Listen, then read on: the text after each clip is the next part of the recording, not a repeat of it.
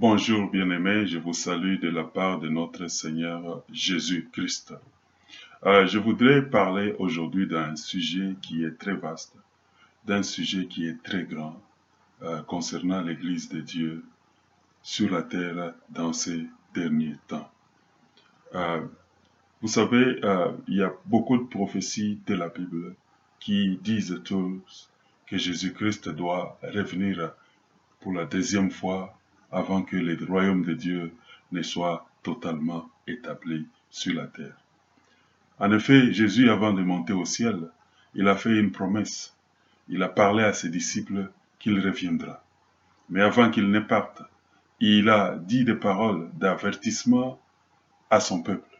Il a dit qu'il y a eu des faux docteurs, qu'il y a eu des faux prophètes, mais de même qu'il y aura des faux Christ. En parlant de cela, Jésus voulait réellement parler de l'Antichrist qui viendra faire un travail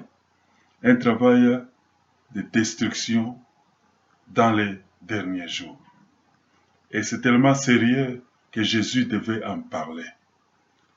Mais il se peut que nous, les enfants de Dieu, après avoir accepté le Christ, après avoir accepté qu'il est mort à la croix pour nos péchés, nous semblons prendre des choses pour acquis. Nous allons à l'église beaucoup juste pour une formalité. Le peuple de Dieu ne lit plus la Bible. On lit la Bible pour lui. Le peuple de Dieu n'a plus de discernement. Oh, on lui a dit de fermer son intelligence et de ne plus réfléchir. Et à cause de cela, l'Antéchrist a déjà fait une très grande percée. Selon la parole de Dieu, l'Antéchrist viendra s'établir dans le temple de Dieu, c'est-à-dire dans les assemblées des enfants de Dieu. C'est-à-dire que dans les rassemblements des enfants de Dieu. Et à l'heure où nous parlons, l'Antichrist a fait une grande percée. C'est pour cela que nous voulons parler de l'occultisme dans l'Église. Ça peut étonner les gens, et personnellement je suis aussi surpris que l'occultisme a pénétré autant dans l'Église de Dieu. Et cela sous les amens et les acclamations du peuple de Dieu. Il est grand temps que les enfants de Dieu se réveillent. Si c'était un acquis, que l'on ne doit rien faire, que l'on doit se taire, que l'on doit tout avaler dans ce qui nous viendra du monde, Jésus n'aurait pas déclaré les paroles qu'il a dites dans Matthieu 24. Toutes les paroles d'avertissement, jusqu'à Matthieu 25.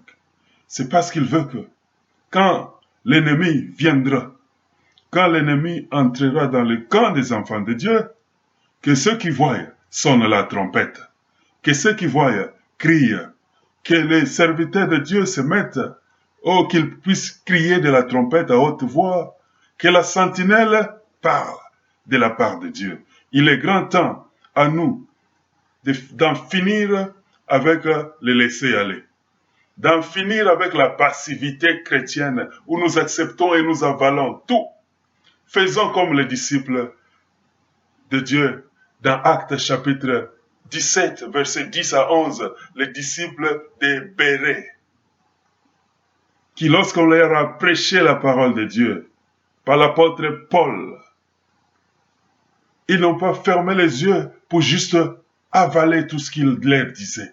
Bien que Paul et ses compagnons faisaient des miracles, des prodiges, ces gens de Actes chapitre 17, versets 10 à 11, se sont mis à examiner ce qu'on leur disait pour voir si cela était vrai. Peuple de Dieu, temps de s'élever, la passivité doit terminer. Sinon, nous allons voir les démons danser dans nos maisons, les démons danser dans nos églises, et les démons nous prêcher sur la chair pendant que nous disons Amen. Réveillons-nous. La parole de Dieu nous appelle à discerner. Pourquoi je dis ceci? L'ennemi s'est tellement levé. Il s'est levé pour agir. Cette fois-ci, il agit beaucoup plus dans l'Église. C'est-à-dire qu'il s'en fout que tu crois en Christ. Il s'en fout que tu acceptes le Christ, son travail maintenant se focalise beaucoup plus à empêcher les enfants de Dieu à atteindre la maturité spirituelle. Parce que sans la maturité spirituelle, Jésus ne peut pas revenir. Sans la maturité spirituelle, le royaume de Dieu ne peut pas être établi. Parce que le royaume ne peut pas être mis sous la responsabilité des enfants. Bébé, ce sont des hommes matures, des hommes qui discernent, les hommes qui savent distinguer le vrai et le faux. C'est à ceux-là que le pouvoir du royaume est remis. À nous de comprendre qu'à ce moment-ci, Dieu veut que nous nous réveillons et que nous devenions des enfants spirituels matures. Alors pour cela, j'aimerais lire une parole de l'Écriture et puis nous allons continuer.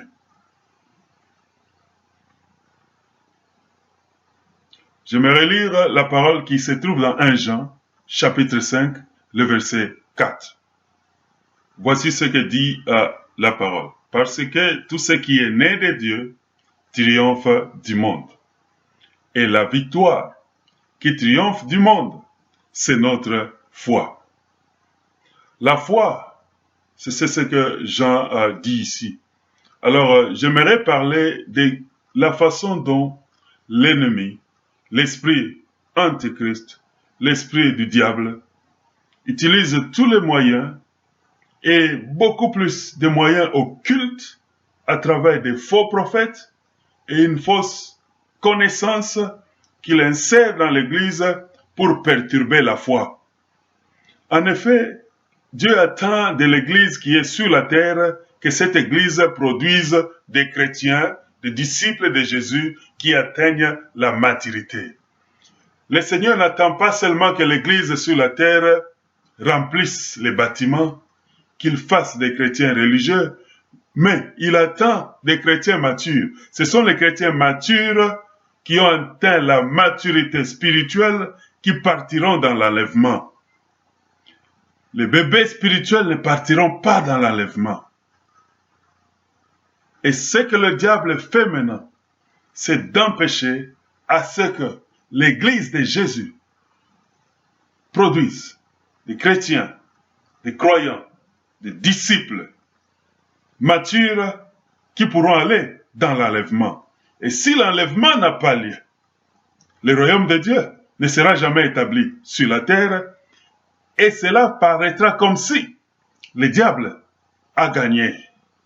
Alors, l'ennemi joue sa carte sur ce point. C'est pourquoi Jésus-Christ et tous les apôtres ont donné et ont fait des avertissements dans la parole de Dieu afin que le peuple de Dieu soit éveillé.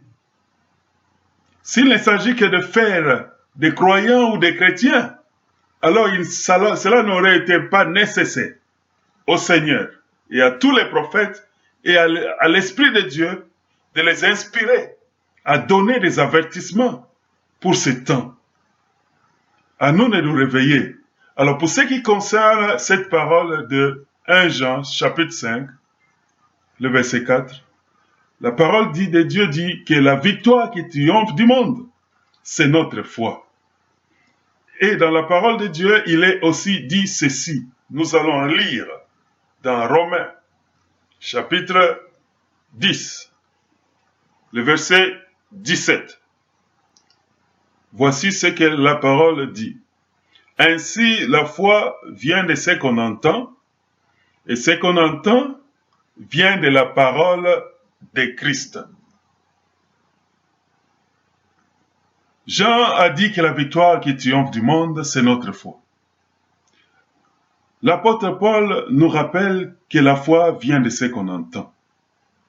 Et ce qu'on entend vient de la parole de Christ. J'ai tantôt parlé des disciples de Bérée, qui étaient de bons disciples, qui faisaient leur travail. Ils veillaient à ce que ce qu'on leur dit soit exactement la parole de Dieu, que cela soit la vérité. Alors comment est-ce que le diable agit et comment est-ce que les chrétiens doivent agir et comment est-ce que Dieu nous veut? L'esprit du malin, sachant bien que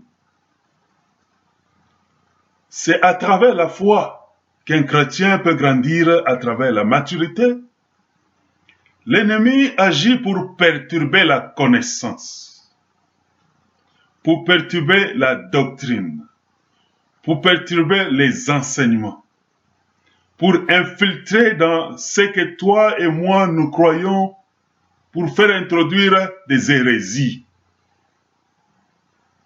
Et de cette façon, ta foi, ma foi, ne sauront jamais grandir, devenir ferme et stable pour produire un homme spirituel mature. C'est-à-dire ceci, après avoir cru, le Seigneur veut que nous puissions entretenir notre foi. Après avoir cru, le Seigneur veut que nous puissions écouter la parole de Dieu, suivre les enseignements de la parole de Dieu. C'est en suivant la parole de Dieu, c'est en écoutant et en croyant la parole de Dieu, en la méditant, que nous grandissons vers la maturité spirituelle. Malheureusement, dans les 30 dernières années de l'Église sur la terre, l'Église de Dieu a été terriblement infiltrée par plusieurs doctrines venant des sciences occultes, mais enseignées à l'Église avec la Bible en main. Le peuple de Dieu faisant confiance à tout celui qui s'appelait serviteur de Dieu, c'est beaucoup mieux à avaler ce qui n'est pas à avaler. À tel point que maintenant où nous sommes, 30 ans après, nous sommes au milieu d'une catastrophe. Nous sommes au milieu d'un désastre. Nous sommes dans le temps que la Bible appelle minuit. L'Église de Dieu a été plongée dans les ténèbres.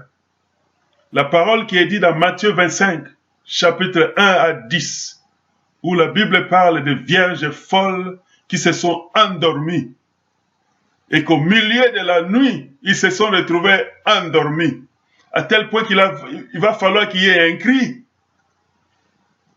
qu'il y ait un bruit au milieu de la nuit pour les réveiller parce qu'ils n'étaient pas censés dormir. Mais le peuple, l'Église de Dieu, dort. Il a été plongé dans un sommeil profond, à tel point qu'il a du mal à voir et à discerner ce qui se passe autour de lui. C'est pour cela, lorsque nous suivons beaucoup d'informations, nous écoutons, et gloire à Dieu, maintenant on a accès à beaucoup de ce qui se passe à travers le monde. On n'a pas besoin même de se déplacer pour suivre ce qui se passe à plusieurs endroits où vivent les chrétiens. Et nous pouvons tous faire un constat clair, un constat très valable, que l'Église de Dieu se trouve au milieu des ténèbres de la nuit. Et il est grand temps pour que nous puissions nous réveiller.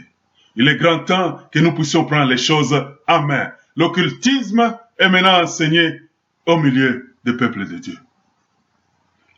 Et pire encore, le peuple de Dieu a perdu les habitudes, les capacités de discerner le vrai du faux. Ce qui était une recommandation très très profonde du Seigneur Jésus lorsqu'il a parlé dans Matthieu chapitre 24. Que Dieu nous bénisse. Ceci était juste une parole d'exhortation pour nous rappeler de nous réveiller, pour nous rappeler de ce qu'il y a à faire aujourd'hui. Toi et moi, nous avons un grand devoir de veiller à toutes les paroles que nous écoutons et de les vérifier pour voir si cela vient de Dieu. Parce que si tu ne le fais pas, tu vas avaler un poison spirituel contre ta croissance spirituelle. Que Dieu vous bénisse. On continuera sur ces sujets dans les jours qui viennent.